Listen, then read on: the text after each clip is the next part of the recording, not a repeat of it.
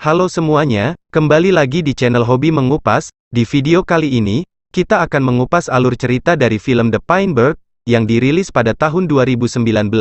Penasaran bagaimana ceritanya? Sebelum lanjut videonya, seperti biasa, aku mau ingatkan pada kalian, untuk klik tombol like dan subscribe, agar channel ini terus semangat upload video setiap hari. Film dibuka dengan seorang anak Yahudi yang tinggal bersama seorang perempuan tua yang mengasuhnya seperti anak sendiri. Anak ini tumbuh dengan sehat dan tak banyak berbicara. Suatu hari, anak ini pulang dengan wajah penuh luka dan gigi serinya yang telah tanggal. Ternyata, anak ini mengalami kekerasan fisik saat berupaya menyelamatkan seekor binatang di hutan. Si nenek yang mengasuhnya membasuh luka memar di wajah dan di sekujur tubuh sang anak. Kemudian, nenek itu menasehatinya agar tidak usah bermain terlalu jauh dari rumah. Hari-hari berikutnya, sang anak lebih banyak menghabiskan waktu dengan si nenek. Namun takdir berkata lain. Suatu malam, anak itu terkejut melihat nenek itu telah meninggal sambil duduk di sebuah kursi.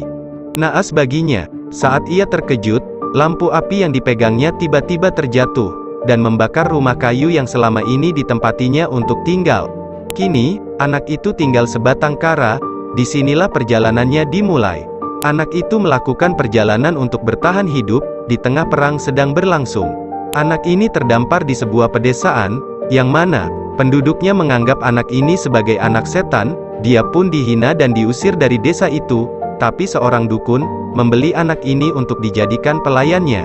Akhirnya, anak ini harus hidup bersama sang dukun dan ikut mengobati orang-orang yang saat itu sedang menderita penyakit aneh. Hingga pada akhirnya, penyakit ini juga menyerang sang anak karena tertular. Sang dukun memutuskan untuk melenyapkan anak ini, supaya penyakit itu tidak tertular ke tubuhnya. Kemudian, si dukun membuat lubang, dan menanam anak itu hidup-hidup. Saat dikubur, hanya kepalanya saja yang dibiarkan tetap utuh. Saat anak itu terbangun, betapa terkejutnya dia, saat melihat beberapa ekor gagak berada di sampingnya. Beberapa ekor gagak mematuk kepala botaknya, sebelum akhirnya seorang laki-laki tua menyelamatkan sang anak. Usai selamat dari maut, anak Yahudi ini melanjutkan perjalanannya. Suatu hari, ia memancing di sebuah sungai, lalu ada sekelompok orang yang menggertaknya, sehingga dia menyelamatkan diri ke dalam sungai. Tapi sayangnya, arus sungai terlalu deras saat itu, yang membuat tubuhnya hanyut, dan mendamparkannya di sebuah desa.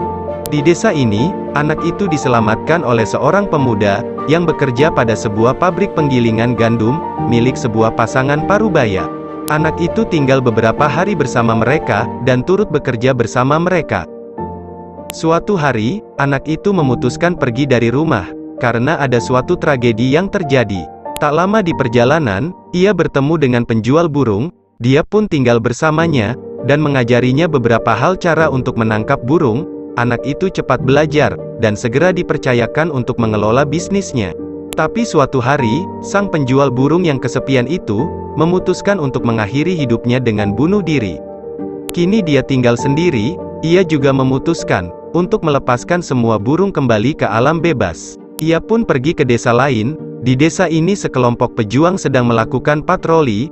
Anak ini dibawa bersama mereka. Tapi pejuang ini justru menjual anak ini kepada tentara Nazi di sebuah kamp. Komandan tentara Nazi memerintahkan agar anak ini ditembak mati. Seorang relawan ingin melaksanakan perintah itu. Anak ini dibawa ke tempat sepi oleh tentara Nazi yang agak tua itu. Tapi alih-alih ingin membunuh anak ini, si tentara justru membiarkan anak ini hidup. Beberapa hari anak ini tinggal di hutan.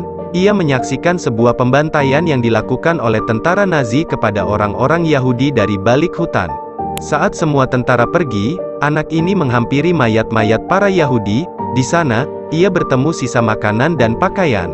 Belum usai penderitaan sang anak, ia akhirnya tertangkap juga oleh tentara Nazi yang lain, dan dia dibawa ke sebuah kota bersama Yahudi yang lainnya.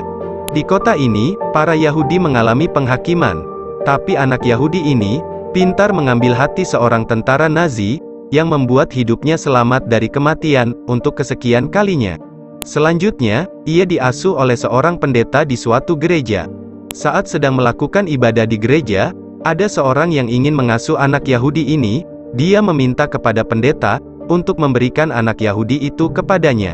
Lalu anak ini tinggal bersama pemuda, yang ternyata, menjadikannya sebagai bahan siksaan. Tidak tahan dengan apa yang dialaminya, anak Yahudi itu, kemudian menyusun rencana untuk melenyapkan si pemuda. Dia berhasil menggiring si pemuda ke sebuah benteng kuno, dan mendorong tubuhnya ke dalam lubang benteng itu.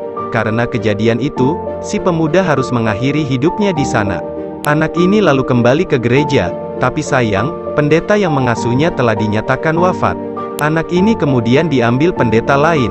Lalu, sebuah tragedi dialaminya, para jamaah gereja tidak menyukai kehadiran sang anak, dan melemparkannya ke sebuah lubang kotoran. Anak ini pun pergi ke tempat lain, badai salju yang hebat membuat tubuhnya kaku dan kedinginan, dia terdampar ke tempat lain, beruntung seorang gadis menyelamatkan hidupnya, dan mengajaknya tinggal bersama mereka. Karena tidak mau menyusahkan, anak ini kemudian meninggalkan si gadis. Seorang tentara Rusia melihatnya, dan membawa sang anak ke kem mereka. Di sini, anak Yahudi banyak belajar, seperti cara merakit senjata dan menembak. Di sini hidupnya sudah mulai membaik, karena ia diperlakukan layaknya manusia normal. Karena perang sedang bergejamuk, ia pun ikut menyaksikan bagaimana tentara Rusia membalaskan dendamnya, dengan cara menembak beberapa pemberontak di sebuah desa. Selanjutnya, ia dikirim ke sebuah panti asuhan. Sang anak berkumpul dengan anak-anak lainnya. Tapi jiwa dan mentalnya kini telah kuat, dia akan siap menghadapi rintangan apapun yang ada di depannya. Dia tak segan-segan membunuh seorang pedagang yang menuduhnya sebagai seorang pencuri. Dia tidak terima dengan tuduhan itu. Di panti asuhan, tidak ada anak-anak yang berani mengganggunya, kalau anak itu tidak ingin mati di tangannya. Di akhir perjalanannya, anak itu bertemu lagi dengan keluarganya, tapi ia tampak marah karena keluarganya tega membuangnya. Kemudian anak itu menulis di sebuah kaca, dan ingin dipanggil dengan sebutan Joska, dan film pun selesai. Sekilas, kita telah mengupas alur cerita dari film The Pinebird, yang dirilis pada tahun 2019. Menurut kalian bagaimana? Tulis pendapat kalian di kolom komentar di bawah. Sebelum video ini selesai, seperti biasa, aku mau ingatkan pada kalian, untuk klik tombol like dan subscribe, agar channel ini terus semangat upload video setiap hari. Terima kasih.